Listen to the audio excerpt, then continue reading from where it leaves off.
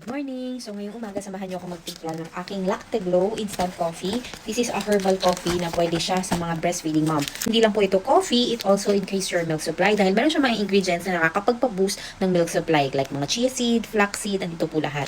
Ito marirecommend ko to para sa mga coffee lover, mahilig sa kape, pero nagpapa-breastfeed na ko. Huwag niyo i-deprive yung sarili niyo dahil pwede naman kayo magkape. By the way, ito po is decaf. Pero malalasahan mo talaga yung coffee. Kaya talagang yung cravings mo sa coffee, masasatisfy nito. Plus, since breastfeeding mom ka nga, lalakas pa yung supply mo.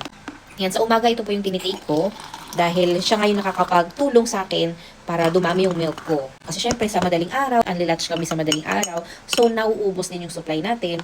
So in the morning, kailangan po natin yung dagdagan. So this one, para matansya nyo, yung sarap niya, equivalent dapat siya sa 150 ml of water. Pero po kasi ako tansyado ko na kasi kung gaano kadami yung ititimpla ko dahil araw-araw ko nga itong ginagawa.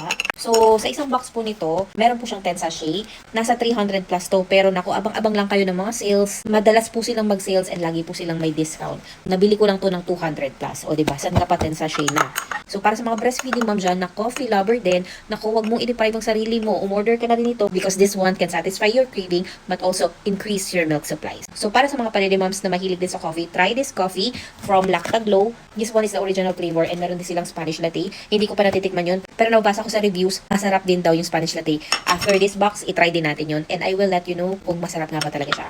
Pero kasi ito masarap na eh, so what more pa yung Spanish latte or yung flavored coffee nila. Mga panilimoms dyan, try nyo na din itong Lactaglow. Check the yellow basket!